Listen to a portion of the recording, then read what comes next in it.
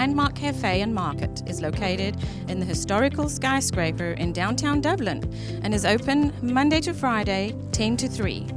Enjoy freshly made specialty salads, sandwiches, paninis, and wraps, along with Landmark Cafe's delicious side items.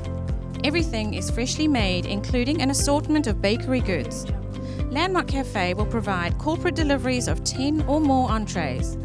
Call 277-0160 for your deliveries and takeouts. Enjoy a fresh and healthy meal with your friends and co-workers at Landmark Cafe and Market, located on the first floor of the historical skyscraper in downtown Dublin. We hope to see you soon.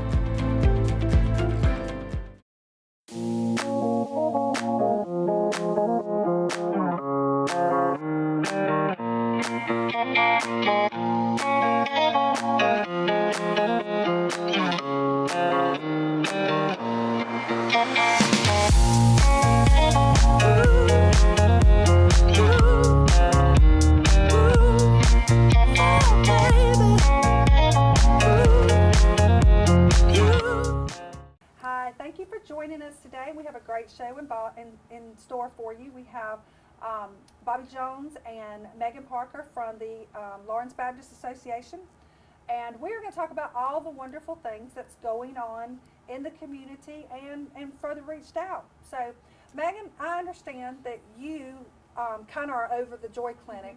So tell us a little bit about the Joy Clinic. Okay. So the Joy Clinic is a free Christian health clinic, and we have a dental, medical, and eye clinic. We're completely volunteer based, and so all of our healthcare providers, our physicians, dentists, PAs, nurses, optometrists, everyone's volunteer, and we serve those who live in Lawrence County, who don't have health insurance, are within 200% of federal poverty level, and are working. We are a ministry under the Lawrence Baptist Association. We're a nonprofit, so we operate off of grants and individual donations, and from individuals, from businesses, and organizations here in Dublin. I think that it's a wonderful thing that we can offer this, especially for people who really are trying and just can't, they're just trying to get ahead and help. Yes, ma'am. I actually helped out right before we got the clinic in the building, and we were still doing it out of the mobile unit, and we went over, and I was amazed at the amount of people that came through. So I just worked the one day, and I know it was open Friday, Saturday, and Sunday that week, and I was amazed at the amount of people that came in. And there's a great screening process, but it takes a lot of volunteers. Yes, it does. To do that, because you have to check, you got to get their health history, you have to check and make sure that everything's okay. And that was just the dental side. I'm sure that it's even more intense with everything else, with the medical and the eye. And it's a great community service that they're able to give you. Now, what's the hours for the Joy Clinic? We're open Monday through Wednesday, 8 to 5 p.m., and we're located at 410 Academy Avenue, so right next to City Hall.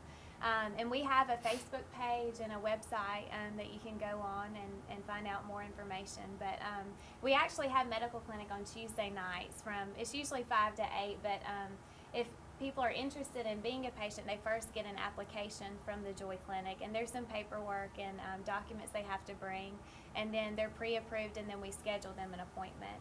But all volunteers are needed on Tuesday afternoons.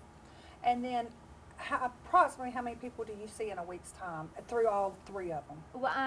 Well, we have eye clinic usually about once a month, and we see about 10 patients per eye clinic.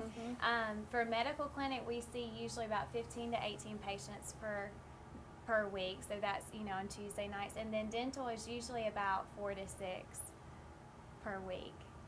And that's still a lot. It is of for us. Patients, especially since you're working primarily on volunteer. Because I know the dentists volunteer, and I know probably the medical doctors are volunteering, and the eye doctors. So, being able to get the health professionals you needed that's a lot of patience for them to see in that period of time. Yes, it is. And we have lots of volunteers, and all of our volunteers are wonderful. They all are so excited to be there, and our patients love them. And we always need more volunteers. But really, the volunteers we have, I mean, they see that as their clinic as well, and they love it. But yeah, it's wonderful how it all works, and it is completely volunteer. If you've never, been on that end of it, and take it from me, I'm not a hygienist, and I try not to be an assistant when it comes to the dental office.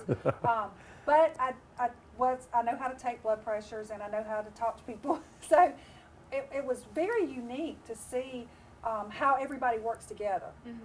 Not just how the volunteers work together and come together. And some people, you may have different volunteers every week, and you may work with a different person every week, but they come together along with the patients. The patients are so appreciative that you're there trying to help them, and it's really a beautiful thing to see. So if you want to volunteer, I know you need, I'm assuming you still need medical doctors and dentists and eye doctors. But they also need assistants, they need nurses, they need hygienists, they need people who are opticians that can help with the eye doctor. So anybody that wants to volunteer, and if you're not one of those, you can volunteer without being a health professional. You can, I'm sure, come in and help do paperwork. Absolutely. And little things that they need that it'll keep the other people from having to do it, and they can really, really put their time toward patients.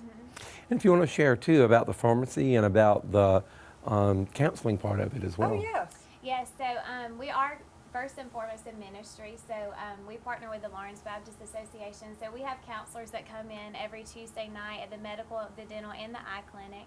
And they just meet with the patients and they share the gospel with them.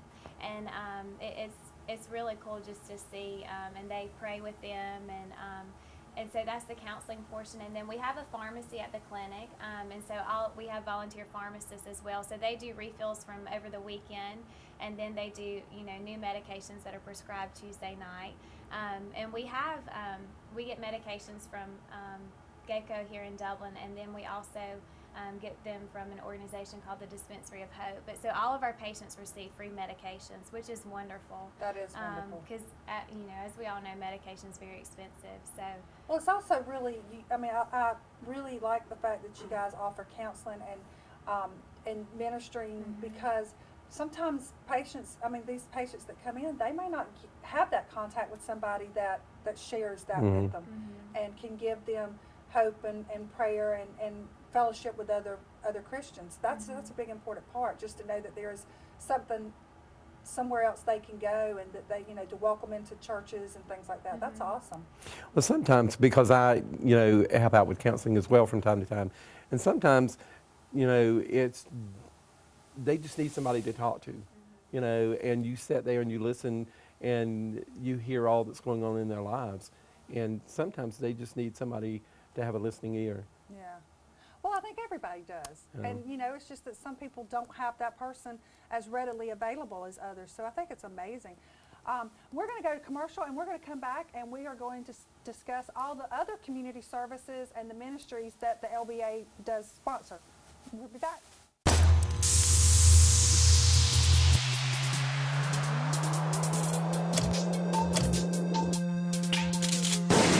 If you want a paint that's more than just easy to scrub, if you want a paint that actually repels dirt and grime, if you want a paint that stands up to life's wear and tear,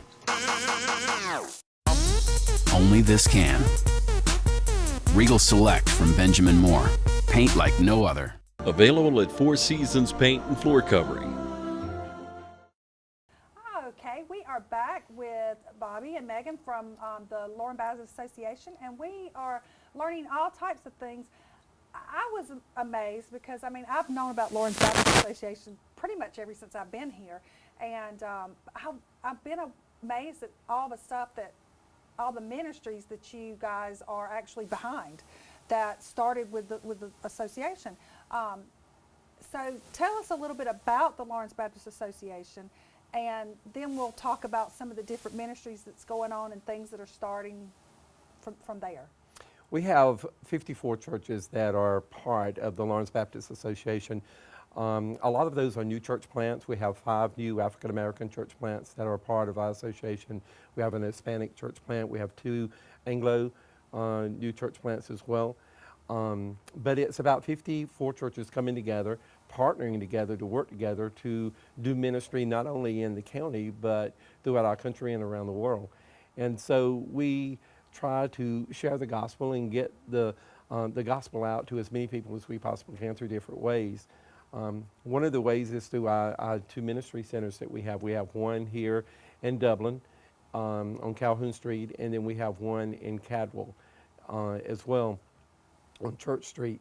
We see about 500 to 800 families per month, and we give food and clothes and other items that they may need, and in that we do counseling as well. Every client, as they come in, sees a counselor, and there again, sometimes it's just listening to them and hearing their story and praying with them. But we do share the gospel. We see not only at the medical side of it, but also at the ministry center side of it.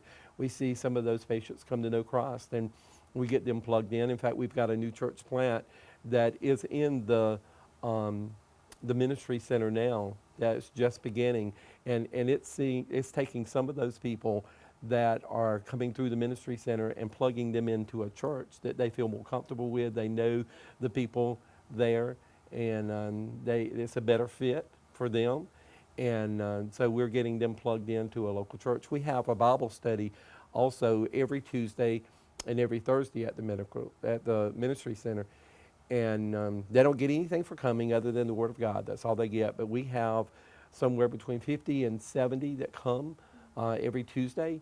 And then we have about 20, 25 on Thursday that come. And they come just to hear the Word and to worship. And they call that their church. And so there's a lot of ministry going on at the ministry center other than just handing out food and clothes and that type of stuff. Right. Well, and I know that I've talked to a few of the ladies who work and the get the clothes ready and prepare the bags and things, and which, by the way, they always need donations. That's exactly right. Clean out your closets, give them a call, take them down there. If you at the grocery store, once most people go to the grocery store 2 or 3 times a week. But if you're one of those organized people and you actually go once a week and buy what you need, buy some extra canned goods and put them aside, and then once a month take it down there. And I'm sure you guys need things like hairbrushes and toothbrushes and toothpaste, and buy an extra one. Sometimes you can buy those. They'll come, it's 2 to a pack. Put one at your house and put one in your bag to take to the ministry, and it'll help out a lot. Our community has really been great at helping support the ministry center and either sending checks to the Lawrence Baptist Association to buy food. We go to the food bank and making to purchase our food, and we get that at a cheaper price. It's like 18 cents a pound. And so they send money, or sometimes they buy food and bring it by, or clean out their closets and bring extra clothes by. And so they've been very, very supportive of that ministry. It always, I don't guess amaze is the right word. I think it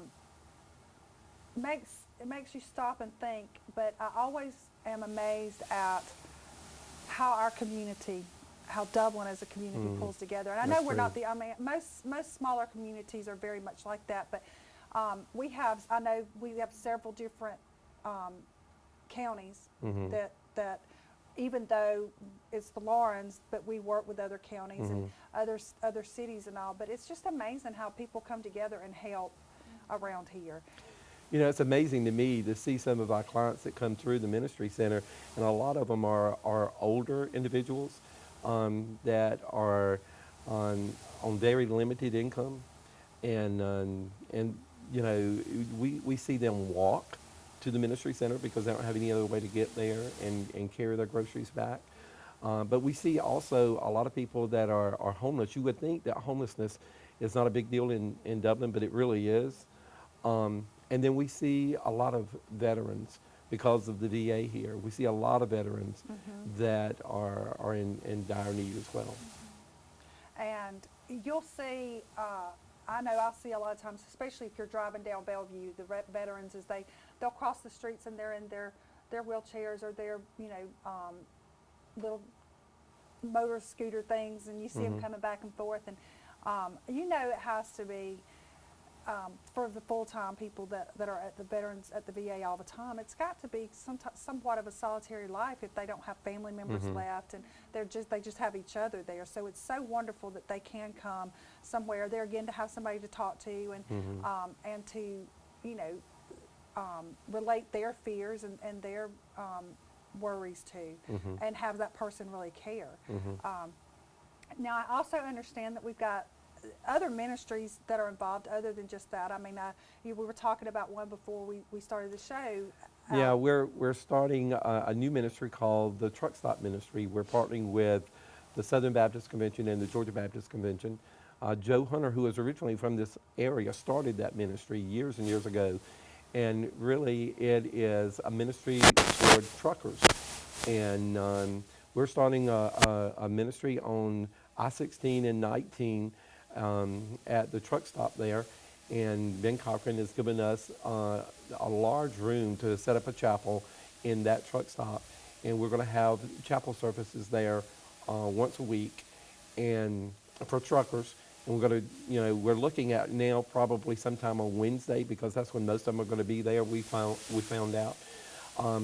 But then we're also going to have people there periodically to just minister to them, pass out flyers, talk to them, pray with them or whatever. So that's a new ministry that we've started that there's a major need for, because a lot of times truckers are on the road and they don't have time to go to church, or they are not at home during times when church is going on, and so it gives them the ability to be in church, but also for those out there that don't know Christ, and gives the opportunity for us to minister to them and just share Christ with them as well. And I'm sure that a lot of the guys, I know some of them have families, but some of them, they may not have because they travel so much. Right. They may not even have a real house. They may, stay at, just different areas when they go home. So it's wonderful to be able to feel like you have somewhat of a church family in that environment too. And they really do. What Joe tells us is they consider that their church, and they run their routes so that they can be at at that chapel service at that particular time when it's going to be. That's a really amazing ministry too. That is, I'm sure, something that's needed everywhere. But the fact that you have the truckers that will come and stay, and you're amazed by that, because you think of these big burly guys being truckers and stuff, and they're too, I guess, proud, but they all need somewhere to minister. I mean, somewhere to praise and worship and be with other people and it's nice that they can be around other truckers, because they all understand each other, so they all know what they're going through, and it's a little bit easier, I think, for them to open up and feel like they are part of a home when it's somewhere. We all like to be around others that make us feel like they understand where we're coming from. That's true. And what we go through on a daily basis. I couldn't imagine traveling like they do and being gone so much and being more of a nomad type situation. So it's wonderful to think that they have that community that they can get together and worship and spread. And they see so many people on their routes. Think about how much they can spread the news. That's exactly right. So that is wonderful. Well, it's very, very exciting to think about all the new ministries that's going on. And I'm sure there again, I'm going to push this, they need volunteers for all things. So, if you've got a couple of days off during the week or on the weekend, or even just a couple of hours that you can donate, I'm sure they'll be willing to take any amount of time you can give them. If you don't have a lot of time, I'm sure you can contact them if you want to help out do stuff. I'm sure that there are things that you can do to help as well. And always you can pray. You can always pray for the ministry and for the people that are involved in it. And you can do that on a daily basis, and takes no time at all. You just add that in there, and I'm sure that helps a lot. We're going to take a break, and we'll be back in just a second. Choose the convenience of Neighbors Express and get friendly, courteous service every time you visit any of our convenient locations. Fill up with pay at the pump and take advantage of our bigger and better selection of beverages and tobacco products. And buy 12 packs of Pepsi products, 2 for $6.99. Enjoy the popular crushed ice with your favorite fountain drink. Also enjoy a fresh, hot breakfast. Stop by for lunch or dinner. It's always fresh, always convenient at Neighbors Express at I-16 and 441 and in Cedar Grove, providing farm fuel for all our customers. Count on the convenience of Neighbors Express. And we're back, and we have been having wonderful conversation with Bobbie and Megan here, and we have got some more information that we're going to talk about. Now, he said earlier that the Lawrence Baptist Association doesn't just do stuff in our own community and around. They have Wild World Ministries, and it's amazing what all that goes on. So let's talk a little bit about those. We do have a church plant in the Philippines.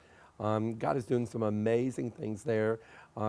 Shady Grove, one of our smaller churches, helped plant that church over there. It's called Shady Grove Missionary Baptist Church in the Philippines. And but God is doing some amazing things there. Ronnie, our pastor that we've got there, is really doing a great work. We're collecting some spam, because spam is like T-bone steak to us, to them. And so anyway, we're shipping a big package of that over there to them. But not only are we doing that, but in Mexico, we're doing a lot of mission work. I've been doing that for many, many years and had many contacts over there. And a year before last, we went down to the jungles near Guatemala, and way in the jungles, about an hour and a half in the jungle, and we found 3 Mayan Indian tribes that 2 of them had never heard the gospel, 1 of them had heard a little bit, and God showed us favor, and He's just been blessing in tremendous ways. And we actually are sponsoring a missionary that's working with them down there now, a friend of mine that I've known for a long time.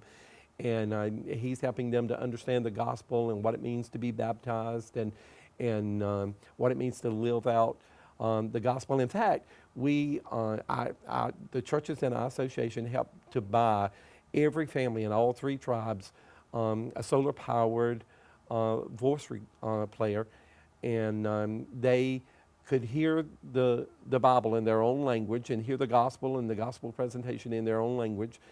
And so when they understood what the Bible said about marriage, even though we had never really taught that much, because they didn't get married in the jungles, they just kind of picked a partner and that was it. Mm-hmm. And they found out that they were supposed to, as Christians, be married, and so they wanted to get married. So we had to hire a judge from Palenque, a nearby city, and bring him into the jungle, and we did this massive wedding ceremony. Wow. And he did the civil part, and we did the religious part.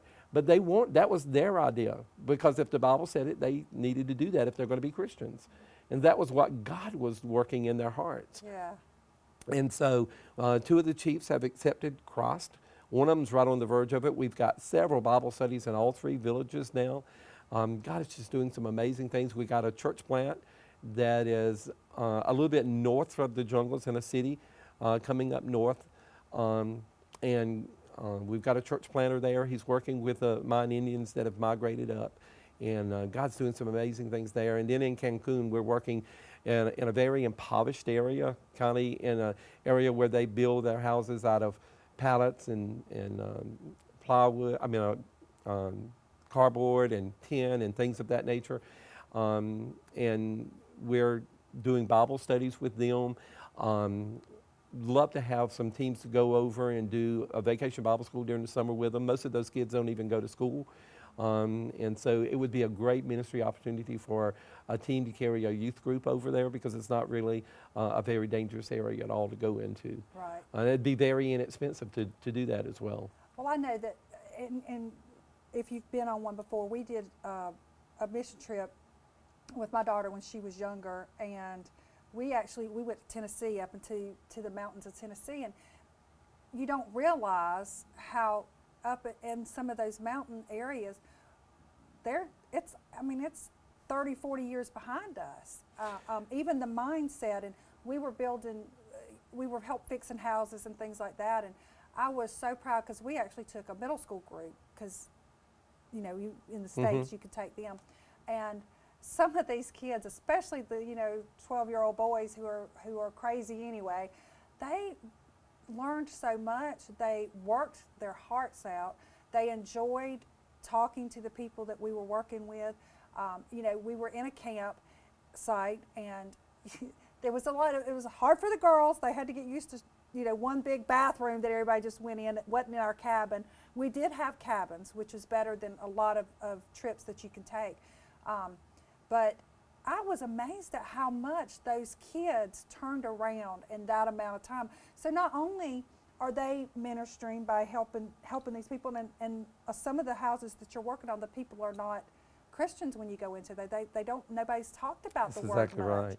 And I mean, we're talking 30 miles back down the mountain to get to a Walmart. So, you don't just go to town anytime you want to. You take a trip once a month to town because they don't have the ability or the money to buy gas to go all the time. We go up to Virginia and West Virginia every year. We've been doing that for several years. In fact, Dudley and Rents and Charity, 3 of our churches came together and did a mission trip during Christmas last year. And we carried 750 of the backpacks for Appalachia, 750 backpacks. No, it was more like 850 backpacks up there for kids that was in poverty. And it was amazing. Those kids did a tremendous job of ministering to all of those people. But it was so amazing. I never will forget this one little kid. He opened up his backpack when he got his backpack, and the first thing he pulled out was a can of Campbell's soup. And I don't remember what kind of soup it was, but it was a can of Campbell's soup. That was not the only thing he had in there, but that was the first thing he pulled out, and he was so excited. And he was like, "This is my favorite soup. I can't believe I got that for Christmas." And our youth that was with us was like, "You gotta be kidding me." And it's really spoke to them that kid was so excited about a can of soup. Exactly. And you see, when you have where you can pretty much have any soup you want, and they go there and they see that. They had ministry every night. We had, a praise and worship service, and some, they have, and the teenagers led the praise and worships that were their counselors. But to be with all these other kids their age and worshiping and going through the same things that they go through on a daily basis, it shocked me how those kids just let things go, just let it out, and enjoyed and opened up to us and the other counselors that went with our group, and opened up to each other, and how they, at the beginning of the week, we had them say one thing every night that they learned on the site, or to say something nice about something they saw somebody else doing, whether it was from our group or somebody else's group. And at first they were kind of like, "Yeah, I saw this or I saw that," but I mean, the second or third day, they were getting deep what they saw and who they saw too, and the quality of how they talked to each other about those things became. You could really see that the Spirit was moving, and that those kids were learning, where they got to come from families that were more affluential about getting what they want. They realized it wasn't about what you have. And I think that's a big thing, is when you go, we forget. Every day we all forget. You get tied up in your own life and what you're going through and how difficult things are for you, until you see somebody that really wishes they could have those problems. Right now they're wondering where they're going to be able to get the food to feed their family, and how they're going to get medical care and things like that, and it's so much different from what we go through on a daily basis. So often we think about that being overseas somewhere, and it is. I've seen it with my own eyes, but it's right here as well. And for example, when we go out to the Navajo and the Sioux Indian reservations, they live in dire poverty, no running water, no electricity, inadequate housing. You'd be surprised the conditions they live in. But then also we just did a soup kitchen a couple of weekends back here at a local trailer park, and we fed over 100 people that day, soup and sandwiches and dessert and that type of stuff. And those kids, it was cool that day. It was rainy and really cool that day, but they came out, and not proper clothing, no coat. Yeah, so you'd be surprised that poverty that is all around us as well. You're right, and I think that not only just it's a wonderful thing for our teenagers to do it and all, but sometimes when you get so caught up in your own problems, the best thing you can do is volunteer and do something, because then you forget your own stuff and you see everybody else's, and it's like I said, you're humbled, and all of a sudden you're like, I'm so blessed to have the problems I have. You know, I have problems that other people wish they had. That's exactly right. So it can definitely turn you around. I appreciate you guys coming out and talking with me, and let's try. Hopefully, you'll get some volunteers and some. Can I give them my number if they want to call? You surely can. 272-0361. Just call and let us know. We'd love to have you volunteer. Yes, please do. And you know, I always give y'all a little thing at the end. And today it's from Henry James. Be not afraid of life. Believe that life is worth living, and your belief will help create it. I don't think I can add anything to that. Just live life, help others, and be a part of something bigger than yourself, and you will be amazed at what you get from it. Y'all have a great day, and we'll see y'all next time.